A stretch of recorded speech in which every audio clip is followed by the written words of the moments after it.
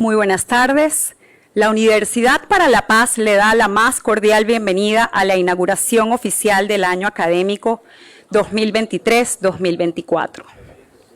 Para la UPAS es un honor contar con la presencia de tan distinguidas y distinguidos invitados el día de hoy. Y le da una especial bienvenida a nuestras y nuestros estudiantes provenientes de distintas partes del mundo. Saludos de manera muy especial al señor doctor Gustavo Francisco Petro Urrego, presidente de la República de Colombia, y a su distinguida delegación. Por favor, pueden tomar asiento para comenzar el acto. Asimismo, queremos saludar a la subsecretaria general de las Naciones Unidas, Rebeca Grynspan, a la ministra de Relaciones Exteriores y Culto ad interim de Costa Rica, Lidia Peralta Cordero, a las y los excelentísimos embajadores, en especial al embajador de Colombia, Carlos Rodríguez Mejía, por su gestión para concretar la visita del señor presidente. Saludamos también a las y los representantes de los organismos internacionales acreditados en Costa Rica, a las autoridades nacionales y de Colombia que nos visitan. De igual manera, saludamos a las distinguidas autoridades académicas, profesoras y profesores representantes de la sociedad civil que nos acompañan de manera presencial y virtual. La visita de un presidente de la República, particularmente de una nación cercana como lo es Colombia, constituye un gran honor para nuestra institución, además de una oportunidad única para nuestras y nuestros estudiantes de compartir con una personalidad de gran trayectoria nacional y regional como lo es el presidente Gustavo Francisco Petro Urrego. En esta ceremonia, la Universidad para la Paz otorgará el título honorífico de doctor honoris causa al presidente Petro. A continuación, el doctor Francisco Rojas Aravena, rector de la Universidad para la Paz, pronunciará palabras de apertura.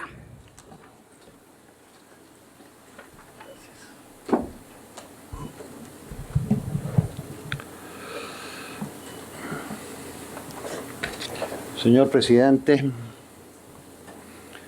distinguidos miembros de la comunidad universitaria, apreciados estudiantes, estimados y estimados invitados, saludamos a la delegación que acompaña al presidente Petro, así como a las autoridades nacionales de Costa Rica. Es un gran honor, presidente de Colombia, Gustavo Francisco Petro Urrego, tenerlo en la Universidad para la Paz. Es para mí un honor darle la bienvenida a esta solemne ceremonia, en la que nos reunimos para inaugurar de manera oficial nuestro año académico 2023-2024. Es un gran privilegio para la comunidad académica, estudiantes y profesores, invitados especiales, poder escuchar sus ideas y reflexiones sobre la paz. En esta ocasión entregaremos a nuestro distinguido invitado, el presidente Gustavo Petro, un doctorado honoris causa de la Universidad para la Paz, en reconocimiento a su destacada y persistente labor en búsqueda de una paz esquiva. De igual manera, por su visión y acciones en temas de justicia social, desarrollo sostenible y derechos humanos en Colombia y más allá de las fronteras. Estimadas y estimados invitados y amigos, apreciados estudiantes, esta nueva generación de la Universidad para la Paz. Desde la Universidad para la Paz vemos con gran preocupación 4 riesgos y amenazas principales, todas ellas de carácter global. La paz es esquiva y la guerra es omnipresente. En primer lugar, la extensión de la guerra en Europa, con la amenaza atómica incluida, Las guerras en África, en la península de Corea y en otras regiones del mundo establecen una situación de inestabilidad global. Constatamos nuevas guerras, más violencia, más inseguridad y más crisis. Necesitamos recuperar la paz y estabilidad global, también en América Latina. Esto demanda mayor voluntad política, mayor ejercicio diplomático y una gran tarea de promoción de la cultura de paz y el fin del discurso del odio. En segundo lugar, el peligro que se cierne sobre la humanidad, en lo que el secretario general de Naciones Unidas, Antonio Guterres, denominó la era de la ebullición, marca que la humanidad y cada una de las personas debemos hacer esfuerzos para evitar el aumento de la temperatura en la atmósfera y en los mares, prevenir las contaminaciones y proteger los bosques y la biodiversidad. Esta es una gran responsabilidad de todos los líderes del mundo y de cada uno de nosotros como habitantes del planeta. Tanto detener la guerra como el impacto de la emergencia ambiental nos plantea proteger y promover el multilateralismo y fortalecer Naciones Unidas. La autocracia y las dictaduras aumentan. Se destaca, en tercer término, el desencanto con la democracia. Este crece. La desdemocratización se fortalece en el mundo. La desconfianza recorre el planeta y con más fuerza en nuestra región latinoamericana. La democracia no está dando los resultados esperados. Se rompen acuerdos básicos y aumenta la polarización.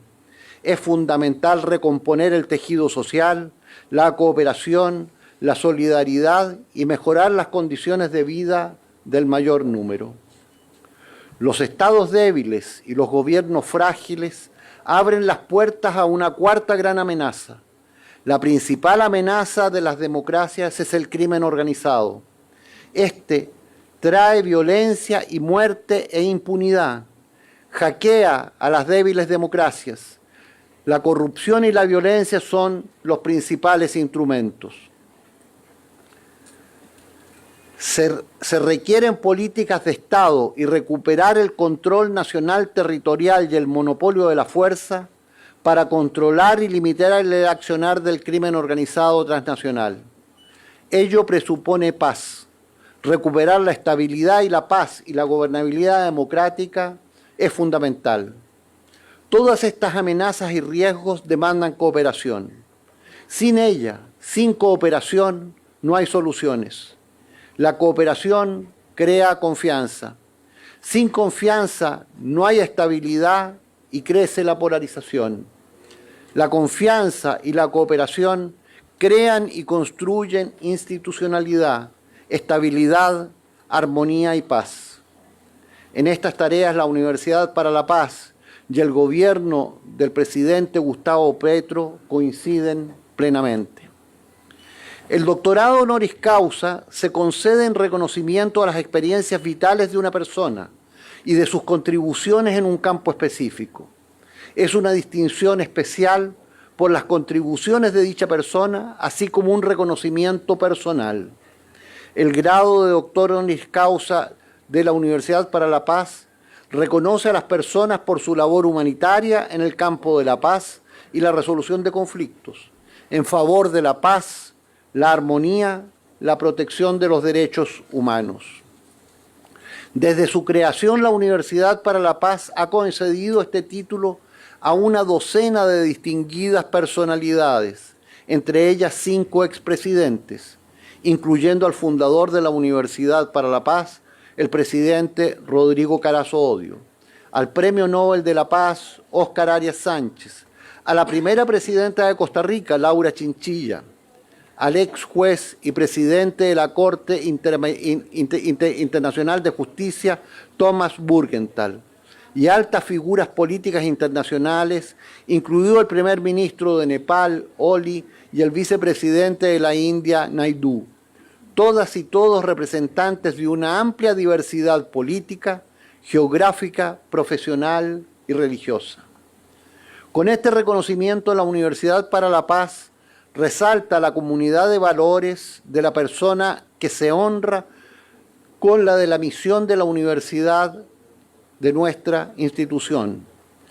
Proporcionar a la humanidad una institución internacional de enseñanza superior para la paz, con el fin de promover entre todos los seres humanos el espíritu de comprensión, tolerancia y coexistencia pacífica, estimular la cooperación entre los pueblos y contribuir a atenuar los obstáculos y las amenazas que se oponen a la paz, al progreso mundiales, de conformidad con las nobles aspiraciones proclamadas en la Carta de las Naciones Unidas. La Universidad para la Paz tiene el compromiso fundamental de promover la paz y la resolución de conflictos a través de la educación, la investigación y la cooperación para la acción. En este contexto, es un honor destacar que el presidente Gustavo Francisco Petro, cuyo compromiso con la construcción de una sociedad más equitativa, pacífica, está dejando una huella imborrable en la historia contemporánea de Colombia. Su enfoque en la justicia social, la inclusión, la participación de las mujeres, indígenas y otras en el diálogo como pilar para el progreso, refleja los valores fundamentales que compartimos en esta tarea con la que él desarrolla y que busca la Universidad para la Paz. Nuestro vicerrector, doctor Juan Carlos Sáenz Borgo, doctor en Derecho, especialista en Derechos Humanos y Justicia Transicional, brindará el laudatio del presidente Gustavo Petro. Don Juan Carlos.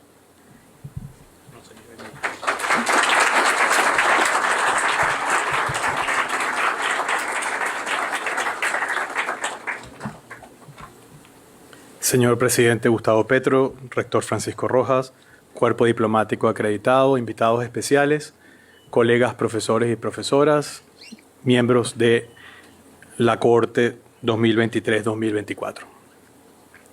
La Universidad para la Paz fue creada por la Asamblea General de la ONU con el mandato, según el artículo 2 del Tratado de Creación, de lo siguiente, abro comillas, con el propósito de brindar a la humanidad una institución internacional de enseñanza superior para la paz y con el objetivo de promover el espíritu de comprensión, tolerancia y coexistencia pacífica entre los seres humanos.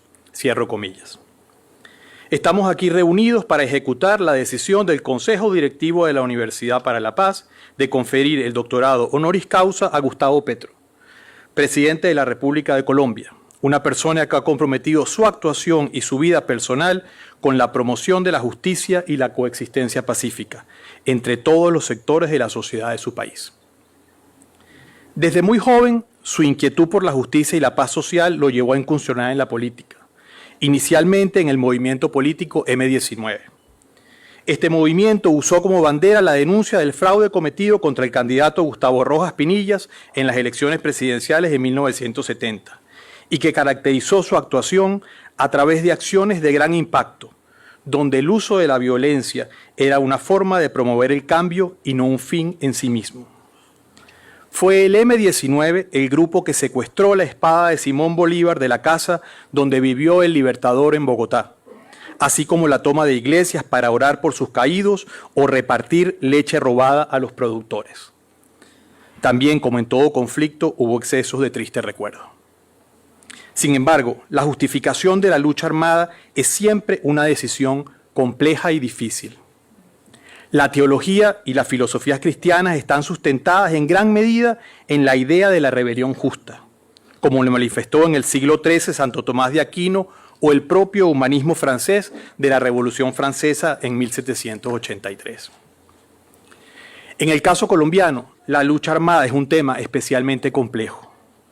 Como dice el informe de la Comisión de la Verdad, presidida por el sacerdote jesuita Francisco de Rú, abro comillas, todo ocurrió en un complejo sistema de intereses políticos, institucionales, económicos, culturales, militares y de narcotráfico, de grupos que ante la injusticia estructural optaron por la lucha armada, y del Estado y las élites que lo gobiernan, que delegó en las fuerzas militares la obligación de defender las leyes, el poder y el status quo. Cierro comillas. Desde que Gustavo Petro ingresó a las filas del movimiento, se entregó a las luchas políticas, buscando más la participación en las elecciones que el uso de la violencia. Pese a todas las dificultades del contexto nacional, siempre ha tenido un compromiso con la institucionalidad electoral y la democracia. En 1983, en el marco de la represión contra el movimiento M-19 como consecuencia del secuestro de la espada de Simón Bolívar, el comando liderado por Jaime Batemán ordenó sabotear las elecciones de ese año. Sin embargo, Gustavo Petro y su movimiento decidieron no sumarse al boicot y en Zipaquirá obtuvieron la votación suficiente para elegir un concejal. Esa elección permitió construir la coalición para que Gustavo Petro fuera electo personero de Zipaquirá. Después de 2 años de ejercicio en Zipaquirá y en el marco de la ilegalización del movimiento M-19, fue detenido por el ejército. Narra en sus memorias Gustavo Petro que fue sacado por los cabellos de un túnel abierto en la tierra, detenido y torturado por el Estado, con la complicidad de las instituciones que debieron haberlo protegido. Luego fue liberado y transcurrido algunos años, el movimiento M-19 se sumó a la paz, con la oferta de la organización de una Asamblea Nacional Constituyente en Colombia, que en 1991 aprobó una nueva constitución para el país.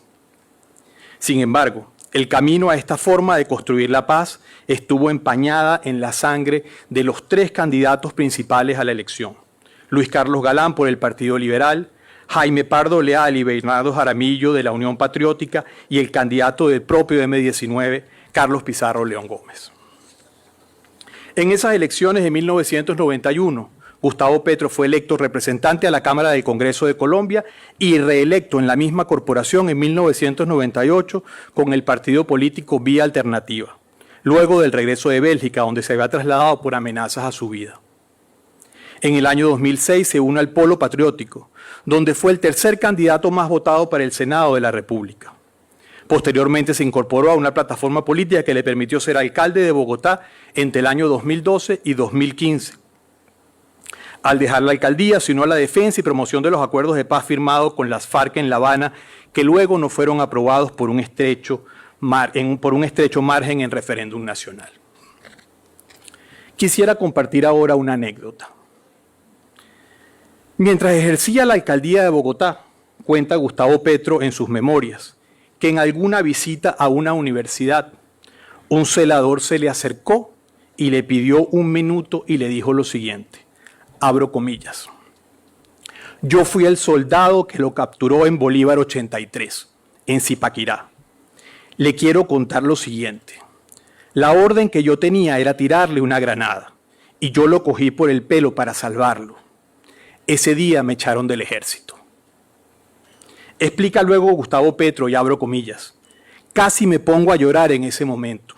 Había pensado todo este tiempo en otra versión de la historia. Ese soldado salvó mi vida. Cierro comillas. De allí salió detenido a la Escuela de Caballería, donde fue torturado. Y el funcionario que debía velar por sus derechos humanos, cuando fue puesto a la orden de los tribunales, testificó que estaba en perfecto estado de salud. Las torturas son la mayor expresión de barbarie. Es la negación del derecho, es la negación de la naturaleza humana. Es en gran medida como una temporada en el infierno, como lo definiera Rimbaud, donde la desdicha es Dios. El gran premio Nobel latinoamericano Gabriel García Márquez se preguntó alguna vez si la Tierra no será el infierno de otros planetas. Tal vez sea mucho menos una aldea sin memoria, dejada de la mano de sus dioses en el último suburbio de la gran patria universal. Cierro comillas. Gustavo Petro es una persona que transitó por el infierno y emergió con la convicción de la necesidad de construir una sociedad mejor. Entender que el Estado democrático está formado más por una mayoría de soldados que desobedecen la orden ilegal de un superior que de una minoría de oficiales que defienden un status quo político circunstancial.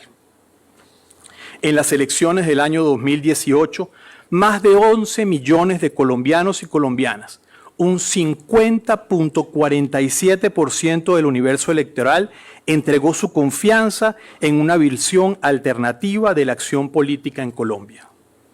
El planteamiento de una paz sustentable en el tiempo, una paz pequeña y una paz grande, una paz total, una paz para todas y todos es el compromiso que el pueblo de Colombia le confirió a Gustavo Petro y que hoy la Universidad para la Paz quiere reconocer. Los sucesivos acuerdos de paz que se han firmado en Colombia a lo largo de los años, hasta los acuerdos de La Habana con la FARC, han sido un paso importante. Ahora toca traer a la mesa a los grupos que no quisieron incorporarse a los diálogos. Será una tarea difícil. Pero también lo es sumar al pueblo colombiano como un todo, a las víctimas y a los victimarios. A las víctimas para que puedan encontrar la justicia y la reparación. A los victimarios para que puedan ser tratados por una justicia que permita reparar el grave daño social que causaron y puedan aportar la verdad que requieren las víctimas y las garantías de no repetición fundamentales para restituir el tejido social de la Colombia de la paz. El proceso de paz que está liderando en Colombia, señor presidente, es fundamental para una sociedad que ha supervivido décadas de conflicto. También para nuestra región y para el mundo entero.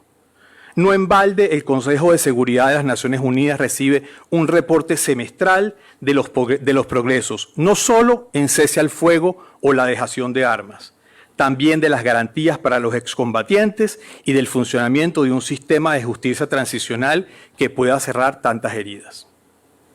La paz en Colombia.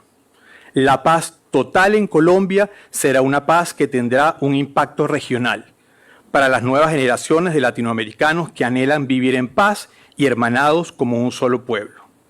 Enhorabuena, señor presidente. Reciba todo el apoyo de esta comunidad comprometida con la construcción de la paz pequeña y grande, de la paz total.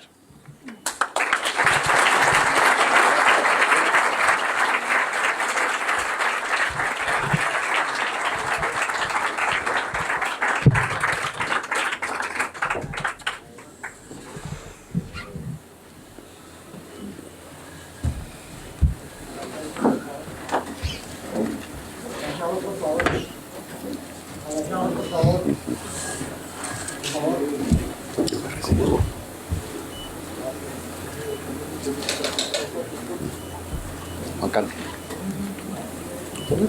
Tómalo por allá para que...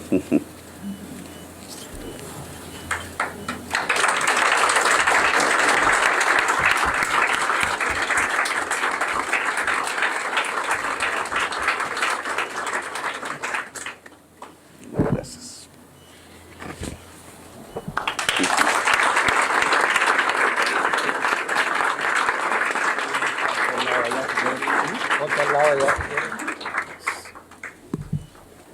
Un segundo, presidente.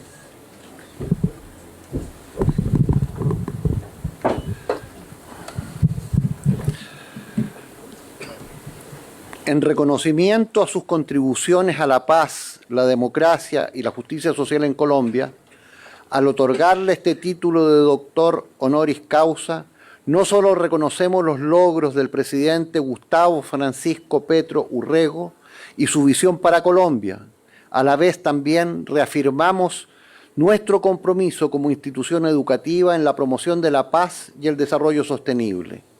En nombre de la comunidad universitaria de la Universidad para la Paz, felicito al presidente Gustavo Francisco Petro por este merecido reconocimiento y le agradezco por su incansable labor en la construcción de un mundo mejor.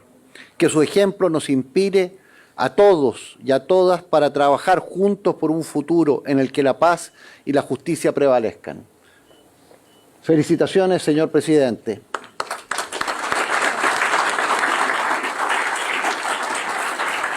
Le invito...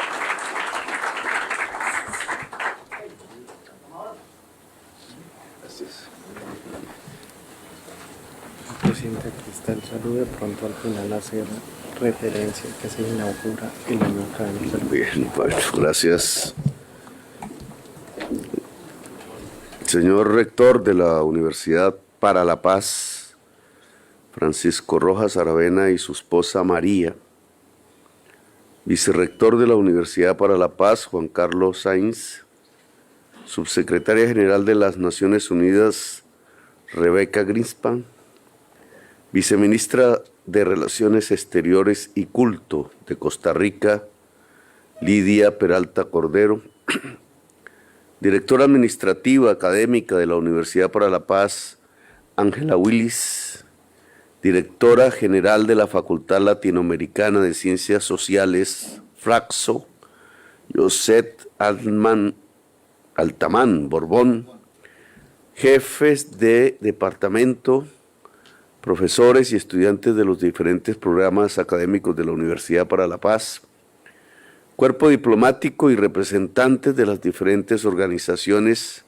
acreditadas en Costa Rica, comunidad de colombianos y colombianas residentes en Costa Rica, funcionarios del Gobierno Nacional y en general a todas las personas que nos acompañan el día de hoy, que es el día de inauguración del año académico Universidad para la Paz. Bueno, después de escuchar detalles de mi vida, pues obviamente no quiero hablar de mi vida. Me van a disculpar un poco la tos, pero venimos aquejados de ese problema desde que me dio COVID. Y indudablemente por los objetivos de la universidad, toca dejarlo donde se cae aquí. Por los objetivos de la universidad, sus programas, su misionalidad, es importante escuchar una visión de lo que ha sido el conflicto colombiano. De qué manera un análisis académico, nosotros no lo podemos hacer tanto, aunque tenemos el desarrollo de algo que se han llamado los violentólogos, personas que se dedican a analizar el conflicto del país, pero nosotros lo sufrimos, así que es importante verlo desde afuera, verlo como una experiencia humana dentro del planeta, ver qué lecciones podría arrojar para otros conflictos y la resolución de ellos. Al final se trata de resolver conflictos que tengan que ver con la violencia, con la muerte del contrincante, que efectivamente pues se siguen desarrollando en el mundo de hoy bajo otros contextos. El conflicto colombiano no es de ahora, no es ni siquiera de cuando lo experimenté. Arranca solo por poner una fecha bastante arbitraria que incluso se sobrepasa 1936. Los colombianos ponemos una fecha más simbólica por la intensidad de lo que ocurrió aquel día, el 9 de abril de 1948, el mismo año del Tribunal de Nuremberg, el mismo día en que se inauguraba en Bogotá la Conferencia Panamericana, un encuentro de gobiernos de todos los países de las Américas, buscando consolidar algo que tiene sede aquí en San José, el Sistema Interamericano de Derechos Humanos y la Declaración Americana de los Derechos Humanos. Y un día precisamente que allí mismo, cuando se inauguraba el evento, en Bogotá, asesinaron a unos principales dirigentes populares, casi presidentes, según no las encuestas, no existían en esa época, sino según cuenta la memoria popular, Jorge Eliezer Gaitán. Todo junto en un momento hace que la sociedad colombiana trate de ver el origen de la violencia en ese día aciago donde estalló una insurrección popular, donde en buena parte del país se instituyeron juntas revolucionarias y donde todo terminó en una masacre. En ese entonces, incluso las fotos recuerdan, el ejército colombiano había sido entrenado desde finales del siglo XIX por Prusia, y sus uniformes para la época en el 48 eran exactamente los uniformes de la Wehrmacht. Y las fotos entonces no solo nos traen los amargos recuerdos a los colombianos, sino como si en 1948 todavía hubiese una guerra en donde estuvieran los nazis, que eran juzgados por crímenes de guerra, por delitos de lesa humanidad, como que habían matado millones de personas solo porque eran judíos, solo porque eran gitanos, solo porque eran personas en discapacidad, solo porque eran homosexuales, solo porque eran socialistas o solo porque eran comunistas, solo porque eran demócratas. La palabra democracia no estaba en la concepción que llevó a estas personas a uno de los peores desastres de la humanidad. Todo junto allí se nos aparecía entonces el 9 de abril del 48 como la fecha del inicio de nuestra violencia. Pero no hay tal. Nuestra violencia recorre toda la historia de la República. Incluso podría uno ir atrás. La República, como muchos de los países latinoamericanos, se funda con una guerra. Una guerra que cuando uno la analiza desde la perspectiva de la resolución pacífica de conflictos, tiene dos momentos estelares. Uno donde Bolívar, el dirigente político y militar de esa revolución, venezolano. En ese entonces nuestras fronteras actuales no eran tales. Nosotros limitábamos con Costa Rica. Ya no. La historia de la República ha sido como achicarse desde ese entonces. Y los límites entre Colombia y Venezuela no eran tan fijos. Incluso no existían como tales. Nos considerábamos un mismo pueblo y por eso un caraqueño como Bolívar podía lograr que las autoridades en ese entonces revolucionarias que gritaban independencia, sobre todo en Cartagena y en otras ciudades del país, lo bautizaran como jefe de los ejércitos libertadores, que eran unos cuantos miles, y al final el libertador, que es como hoy lo reconocemos. Él dicta un decreto a muerte. Todo español con sus bienes debía ser pasado por las armas, así fuese un combatiente caído en condición de indefensión. Y después genera casi, no recuerdo ya exactamente las fechas, otro momento en donde él se encuentra con el jefe de los ejércitos españoles y tratan de hacer un acuerdo de humanización de la guerra. Hoy lo llamaríamos un acuerdo humanitario. ¿Cómo se podía humanizar una guerra? Yo siempre he desconfiado de esa palabra. ¿Cómo se podía humanizar una guerra de tal manera que no extendiera la violencia a profundidad? Dos momentos contradictorios, hechos por el mismo hombre y en una historia inicial en donde las ideas que influían a las personas, en el caso latinoamericano, venían de Francia. Nuestros libertadores traducían los textos franceses a la luz de la vela con diccionario. y que tenían que ver con la fundación de lo que hoy con mucha claridad podríamos llamar la democracia liberal.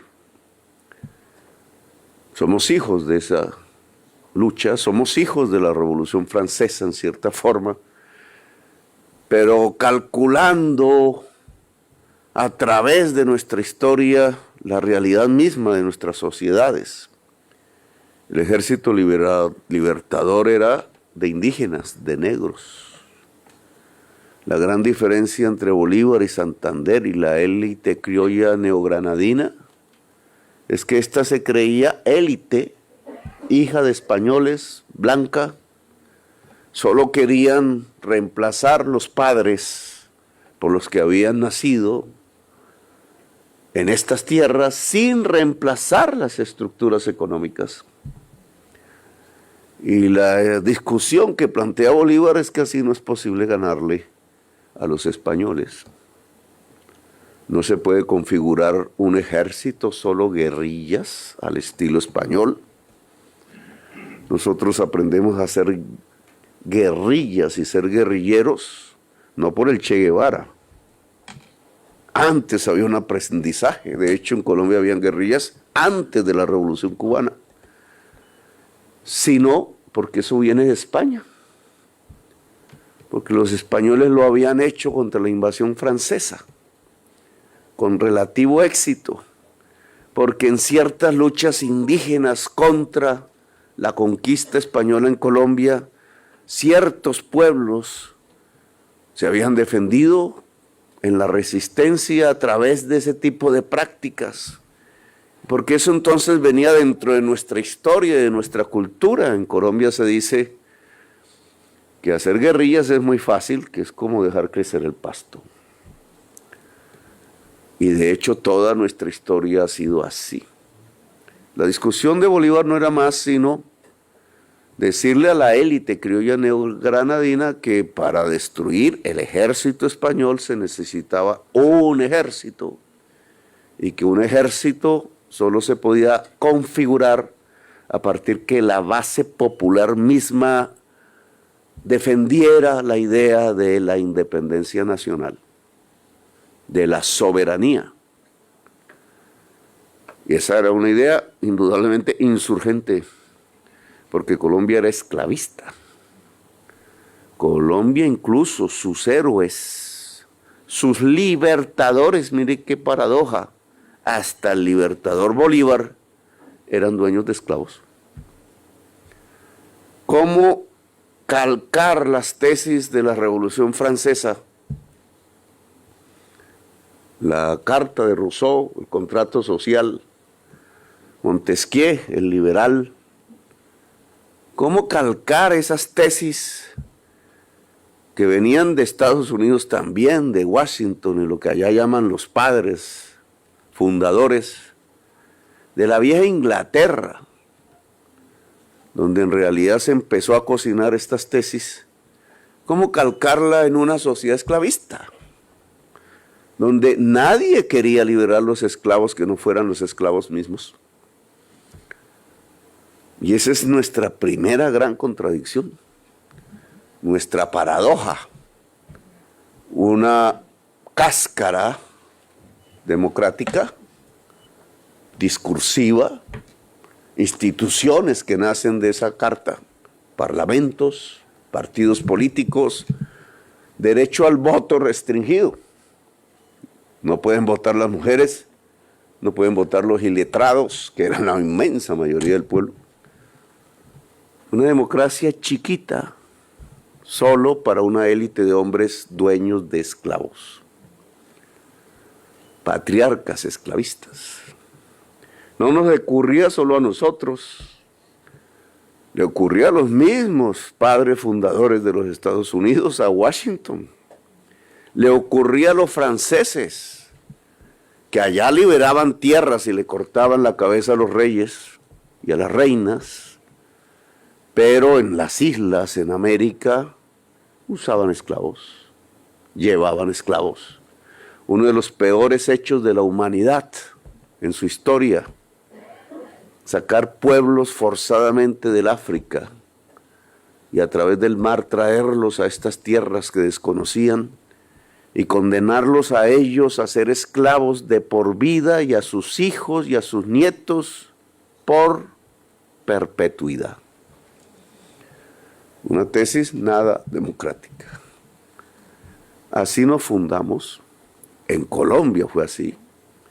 El mapa de la esclavitud tiene unas ciudades, las aldeas de África, los comerciantes portugueses, franceses, españoles, árabes incluso, que llegan a La Habana, Cuba, que siguen hasta Veracruz, México, que llegan a Cartagena. Cartagena, la hermosa ciudad nuestra en el Caribe, era la gran plaza de venta de esclavos. Y de allí empezó a sonar, no en boca de quienes traducían el francés y sus tesis revolucionarias, sino en boca de los mismos esclavos negros. Decían que de un príncipe de alguna comunidad, la palabra libertad. Bencos Biojó, por ejemplo, que desde Cartagena sacaba y liberaba de cadenas para construir palenques libertarios a donde los españoles ya no podían entrar. Y así se fue configurando la inmensa diversidad colombiana, ayudada por la naturaleza. Los Andes partidos en 3 cordilleras, que separan regiones unas de otras en aquel entonces con muy difíciles posibilidades de comunicación. Mas aún hoy nosotros tenemos dificultades inmensas para comunicar una región de otra. Cualquier temblón, como acaba de suceder, separa completamente una región de otra. Cordilleras que aún se mueven porque son muy jóvenes, y eso permitió en su momento el que buena parte de los esclavos negros llegaran a regiones donde no podían ya ser molestados, o comunidades indígenas se subieran en las montañas donde no podían llegar con sus armaduras, y la combinación de las sangres fue dando un país con una inmensa biodiversidad, como acá, y un país con una inmensa biodiversidad cultural humana. En Colombia se hablan 300 lenguas diferentes y nosotros creemos aún que solo hablamos el español. Después de esa época es muy difícil encontrar un año de paz. Nuestra historia republicana de más de 2 siglos es una historia de guerra. Es difícil encontrar mucho menos una generación que sepa durante esos 2 siglos vivir en paz. No sabemos. No está ya ni siquiera en nuestro recuerdo. Eso no pasa en el mundo. Lo que cualquier colombiano o colombiana del común cree hoy que es normal, no pasa en la humanidad. A menos que me equivoque, ustedes me dirán en sus estudios, pero yo todavía no he podido encontrar una sociedad que durante 2 siglos se esté matando entre sí. Cada guerra traía un pacto de paz. A veces. Y el pacto de paz, una vez firmado, no por sí mismo, pero se generaba en la historia de Colombia una nueva guerra. El siglo XIX tiene, y las cuentas son diferentes entre cada investigador porque los hace de manera diferente, más de 40 guerras civiles, 40. Algunas importantes desde el punto de vista histórico, que yo las recuerdo o se recuerdan por las consecuencias. 1850-51. un poco antes de la guerra de secesión de Estados Unidos. Interesantes porque se libraron en torno a la liberación de los esclavos, tan tardíamente después de la Revolución de Independencia Nacional, medio siglo después. Allá y acá nos enfrentamos por la libertad. Los Estados Unidos no serían lo que es hoy si no hubieran resuelto la enfermedad que tenían dentro de sí. Un sur esclavista, un norte capitalista en desarrollo, pensando en modernidad, que veía en la esclavitud un atraso y una ruptura completa de las bases éticas de una sociedad. No pudieron resolver eso hablando, ni a través de un pacto. Lo resolvieron a través de una guerra sin pacto después, con una derrota de quienes esclavizaban y con consecuencias que aún perduran. Si no hubiese existido ese conflicto en Estados Unidos sería muy diferente hoy. La mentalidad trazada de la élite, la antidemocracia mucho más profunda, el anacronismo de un sistema económico como el esclavismo, no les hubiera permitido ser la potencia mundial que hoy son. Nosotros hicimos casi lo mismo. Los obreros de Bogotá, artesanos, eligieron, no por voto, sino por nominación, el último general del Ejército Libertador como jefe del Estado, un indígena. El único indígena que ha sido presidente en Colombia, el general Melo, para decretar una especie de democracia de las sociedades y ayudar a la tesis liberal de libertar los esclavos. Fue inmediatamente rodeado militarmente por ejércitos que se construyeron por los dueños de los esclavos de otras regiones del país y lo derrotaron. General Melo terminó fusilado en el sur de México, ayudando a los liberales de Benito Juárez, fusilado por los conservadores allá en una tierra que hoy considera que es un héroe de su territorio. Los colombianos casi no conocemos de su existencia y no hemos podido recuperar sus restos. El único presidente cuyos restos no están en Colombia. El último general del ejército de Bolívar. El último bolivariano, porque a partir de esa insurrección obrera y militar decretaron el fin del Ejército Libertador, que era una molestia porque estaba compuesto de negros y de indígenas. Era un ejército popular de liberación y molestaba a la élite criolla, hija de españoles que querían menos democracia, aunque fuese una república. Estos hechos históricos tienen una importancia para hoy. Podríamos describirlo uno por uno, pero no queremos ocuparles el tiempo. Es que y esa es una parte de mi visión sobre el conflicto de Colombia, sobre por qué una sociedad vive en guerra permanente, le digo guerra perpetua, y es que no se ha construido como nación. Es una nación inconclusa. Una nación es, de acuerdo a las mismas tesis francesas, ginebrinas en este caso, un contrato social. No es un acto donde se firma, a veces hay esos episodios, es un proceso histórico al que se llega porque en un territorio determinado la sociedad puede convivir. Ese es el contrato social.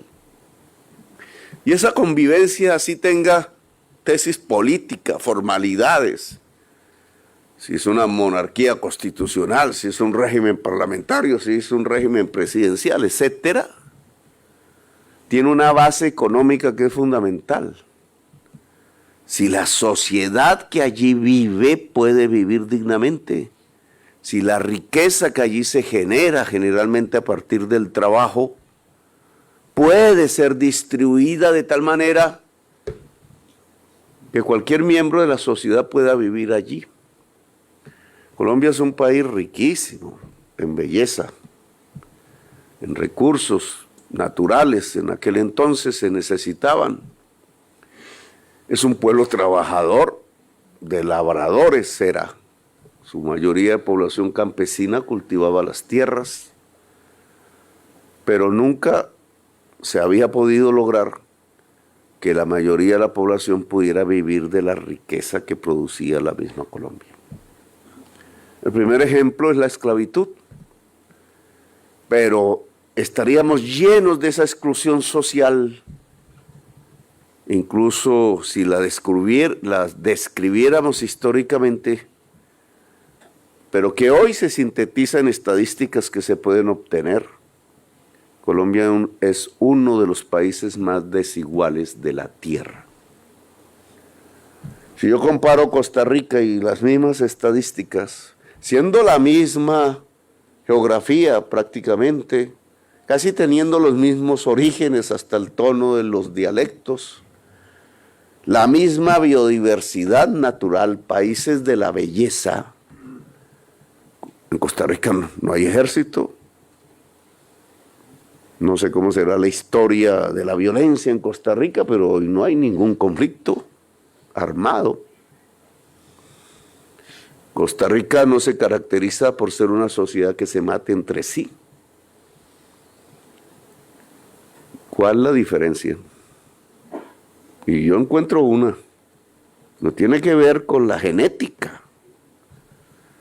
Tiene que ver con que las sociedades han encontrado con dificultad, obviamente, una manera de lograr cierta equidad, dada la riqueza de un territorio.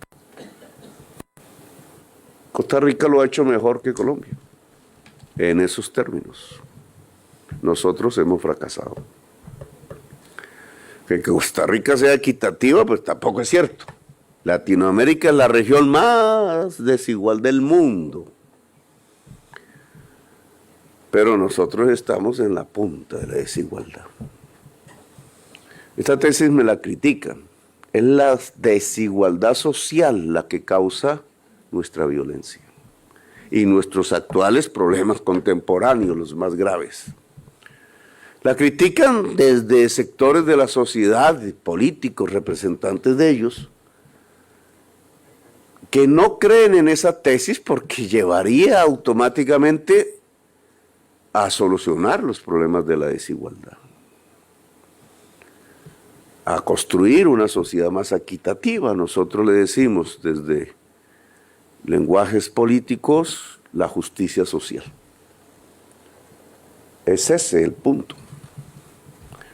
Por eso Colombia, cuando llega ya a estas décadas y el escenario internacional se empieza a mover alrededor de un conflicto social, incluso armado en muchos países del mundo, las confrontaciones entre el movimiento obrero socialista, que quería hacer una revolución y acabar con una sociedad capitalista.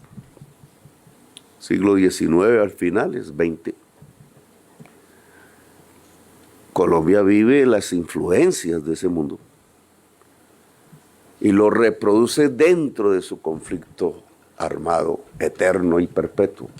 Es decir, Colombia traduce los contextos internacionales para mantener la violencia.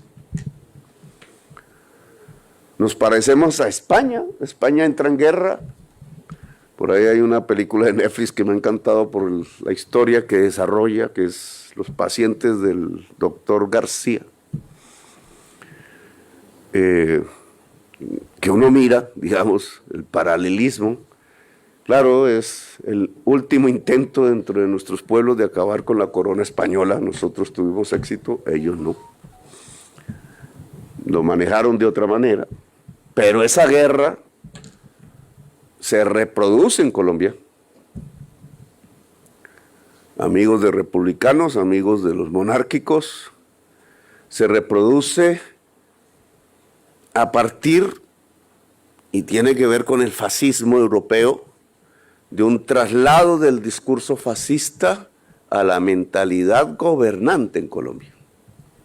Tal cual. Diarios y prensa traduciendo los discursos de Hitler, de Mussolini y después de Franco, que se convierte en el gran portador de las ideas fascistas dentro de Colombia, e irradia en la élite que gobernaba. Es probable que son los que matan a Jorge Eliezer Gaitán.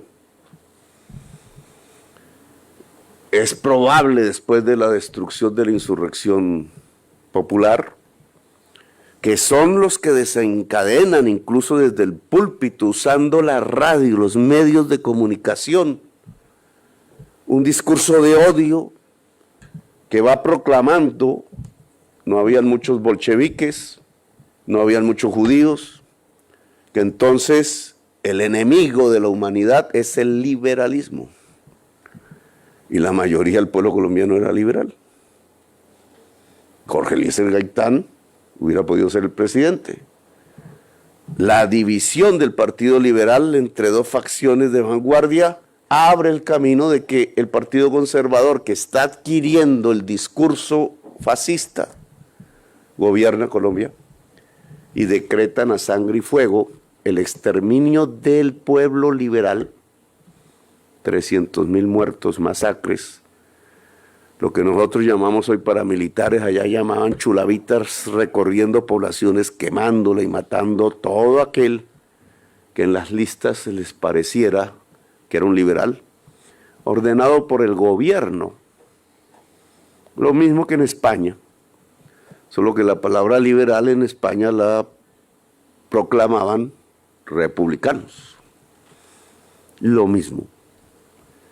Por eso llega ese 1948, en donde los Estados Unidos juzgan el fascismo europeo, los nazis alemanes, los derrotados, pero nunca juzgan el fascismo español y nunca juzgan el fascismo colombiano, que ya tenía 300.000 muertos de 11 millones de habitantes que eran en nuestras tierras.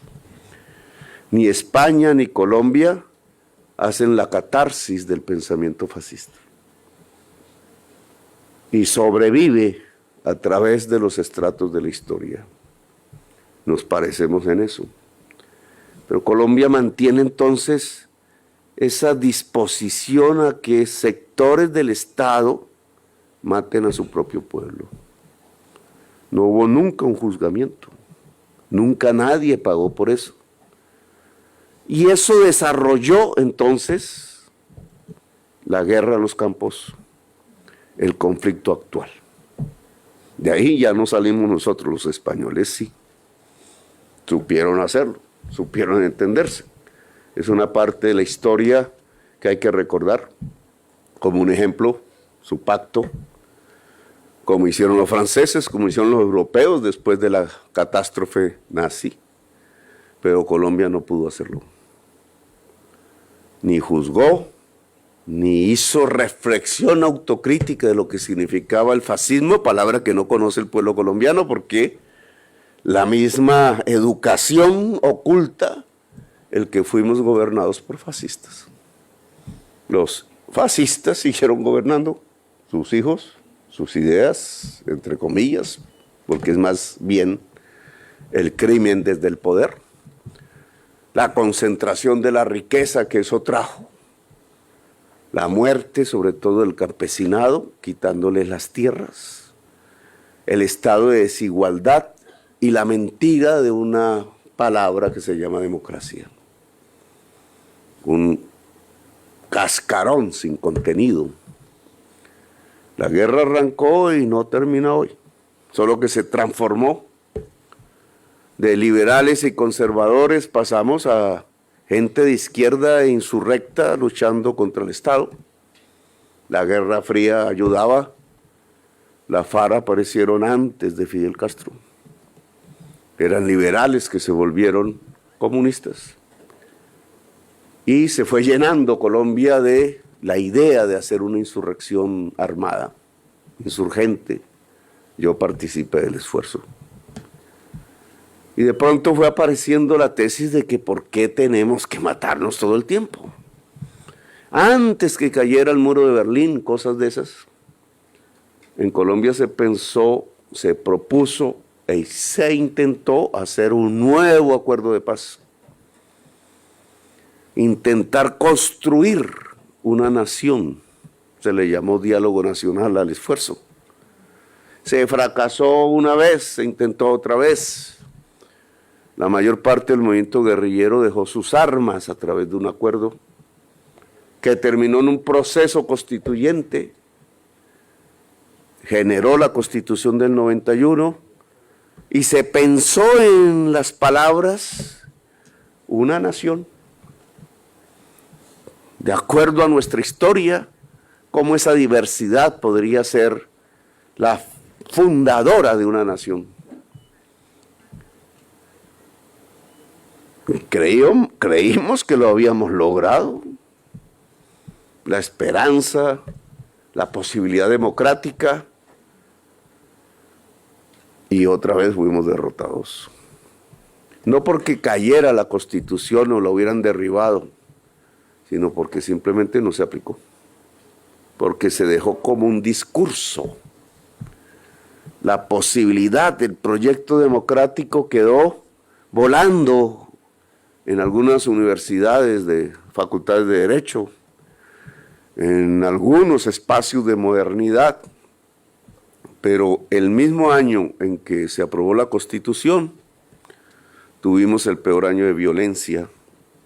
Toda la década de los 90 nos generó, como si repitiéramos la historia, 200,000 muertos, muchos en fosas comunes, masacres, la muerte de un liderazgo, la extinción de la Unión Patriótica, el acorralamiento del sindicalismo, la democracia que pensábamos con la Constitución del 91, que no había sido con la Revolución de Independencia Nacional, otra vez se fumó. Esa fase aparentemente era de paramilitares contra guerrilleros, unos disque tratando de defender la libertad de empresa, que se considera como lo exclusivamente propio de la libertad, y los otros aún tratando de construir un socialismo. Todo varió. No fue la democracia lo que eliminó el conflicto, sino fue un conflicto que evolucionó o involucionó hacia lo que es hoy, que ya no es el conflicto de una insurgencia contra un Estado y un Estado defendiéndose, sino que es el conflicto de las economías ilícitas contra el pueblo mismo.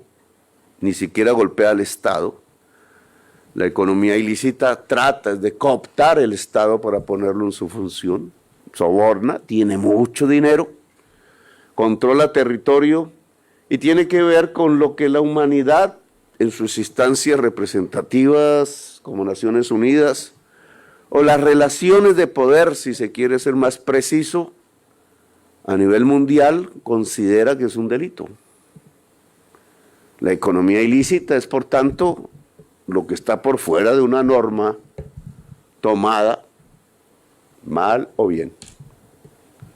La cocaína, después el oro, después el éxodo, después la trata de la mujer, las nuevas esclavitudes, etcétera, han ido configurando una nube de posibilidades económicas que se defienden y se capturan con las armas. Y entonces nuestro conflicto ideológico armado se transformó en el conflicto de las economías ilícitas. Los ejércitos podrían vivir de la economía ilícita y permanecer perpetuamente allí. Ese es nuestro conflicto de hoy. No hemos podido salir del conflicto, solo que este tiene una característica. puede salir de las fronteras. No respeta ya las fronteras. Hasta el conflicto ideológico de la Guerra Fría respetaba la frontera. Aquí no. Aquí se vuelve de las Américas. Aquí se va volviendo del mundo. Usa los conflictos armados para construir las rutas. Empodera gente con mucho dinero que incluso puede cooptar los estados. Compra jueces, compra policías, compra ejércitos, compra presidentes incluso. Es el crimen que vuelve a ejercer poder. Imitan eso a Hitler. Un criminal, quizás pequeño, que una vez llega al poder, potencia el crimen. Estamos en un mundo parecido. Ya no es el conflicto colombiano. Los muertos van por toda Centroamérica. Se meten dentro de los Estados Unidos. Construyen las ciudades más violentas del mundo. Guerras como la de Ucrania o antes las invasiones a los países árabes no arrojan los mismos números de muertos que aquí sin aparentemente una guerra. Todos los días aparecen. Las ciudades más violentas del mundo están aquí. Algunas norteamericanas, muchas mexicanas, muchísimos centroamericanas, brasileras, colombianas obviamente, venezolanas, ecuatorianas. Ecuador, que era un país estadísticamente pacífico, hoy es más violento que Colombia. ¿Qué pasa? Que lo que era antes un caso local de una sociedad que se ha matado en la historia entre sí por siglos, hoy es un conflicto que silenciosamente se va construyendo como guerras urbanas, como guerras de control territorial, con capturas de países enteros como Haití hoy, en un conflicto de violencia de las Américas. Entra África, va por el mundo volando. Y aquí entonces la pregunta es, ¿y entonces cómo vamos a resolver el asunto? Pregunta hacia Colombia, obviamente, pregunta hacia el mundo. Si la vemos como pregunta hacia Colombia, no hay sino una respuesta. Incluso un tanto paradójica, nos podemos salvar de esa cadena que hemos ayudado a desatar si construimos un país democrático. Un poco la promesa que hemos hecho, por eso soy presidente de la República. La pregunta al mundo, si esas ilicitudes creadas y que están desatando, en el caso de nuestras Américas, 1 millón de muertos latinoamericanos. En el caso de Estados Unidos, hoy 100,000 muertos al año por fentanilo. Es decir, que si proyecto la guerra contra las drogas 50 años hacia adelante, ya tiene 50 hacia atrás, los que moríamos eran los latinoamericanos. En Estados Unidos no tanto, cogían presos. El millón nuestro vuelto presos son cerca de 10 millones de los Estados Unidos. Negros la mayoría, latinos, una de las sociedades con un porcentaje de su población presa de las mayores del mundo, una gran ciudad, 2,5 millones de presos manejados por empresas privadas que hacen un negocio y que les interesa que haya más presos, obviamente. Y nosotros, cementerios, cadáveres, ni siquiera cementerios, fosas comunes. Ese es el balance hacia atrás. Si uno lo proyecta hacia adelante, 50 años con 100,000 muertos por fentanilo en Estados Unidos, ahora sería Estados Unidos el que pondría el mayor número de muertos. Eso son 5 millones que pueden morir en los próximos medio siglo. Ninguna guerra Estados Unidos ha tenido de esa magnitud. Devorado por su propia política, su sociedad degradándose, el pacto social rompiéndose, el que se logró en el siglo XIX. ¿Qué hacer? Y en las discusiones, pues obviamente hay posiciones diferentes. Continuar la guerra es llegar a esos niveles. Es ver cómo el esfuerzo democrático tan duramente establecido en nuestra historia contemporánea se diluye definitivamente.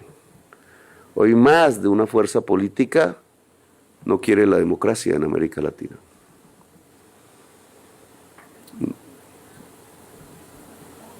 Quiere quitar el proyecto democrático de la historia de América Latina, a pesar de que nosotros, con franceses y con gringos, fuimos la vanguardia de la humanidad en esa tesis hace 2 siglos. No estábamos atrás, estábamos en el frente. Una de las grandes victorias de la historia latinoamericana. Pero ahora la idea es destruir la democracia en algunos sectores de la sociedad y de la política.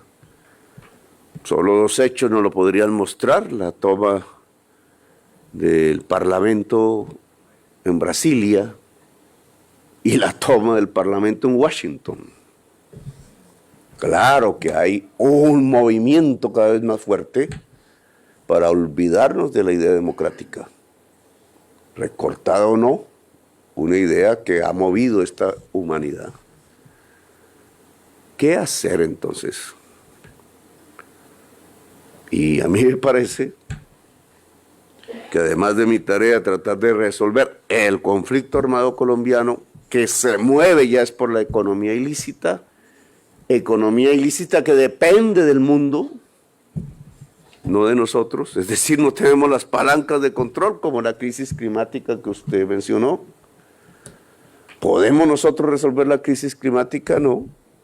Los centros de poder tienen la posibilidad de resolverlo. ¿Podemos resolver las economías ilícitas nosotros? No. Los centros de poder pueden resolverlo. Crisis climática y economía ilícita, herederas de un sistema capitalista, tienen sus posibles soluciones en decisiones del poder mundial, no de nosotros.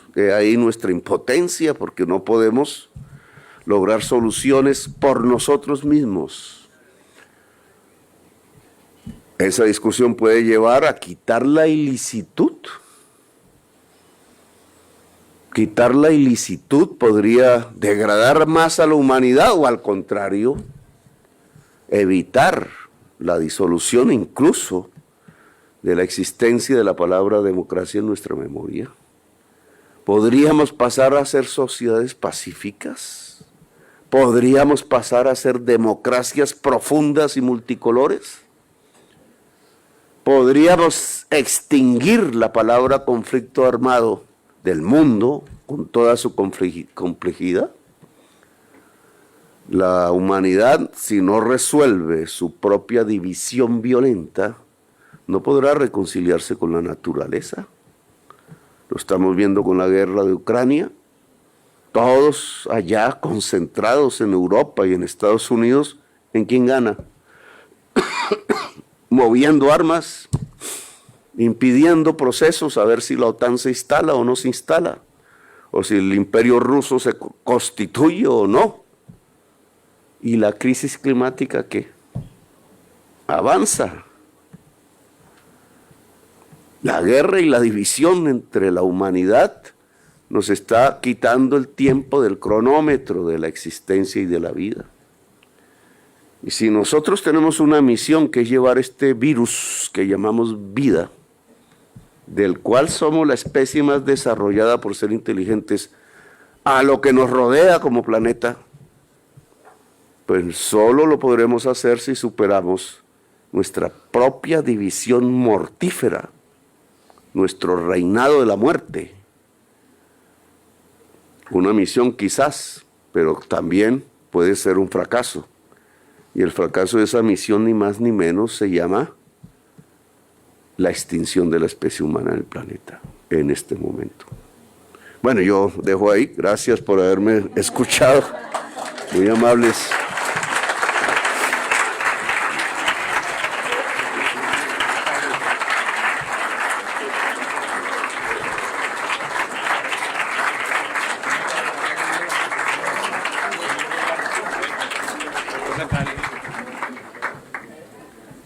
Muchas gracias, señor presidente, por su discurso de inauguración del año académico 22-23.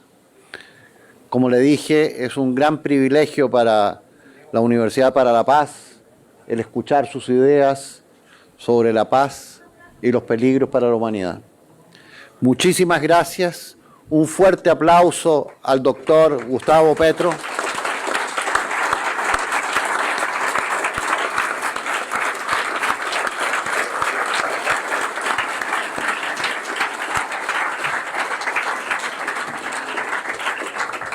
Nuevamente, muchas gracias a todas y a todos por acompañarnos en este acto de apertura del año académico y un especial agradecimiento al presidente Gustavo Francisco Petro Urrego y a su delegación por honrarnos con su visita. Ahora quiero invitarlos a un café a la terraza de la universidad. Que tengan una feliz tarde.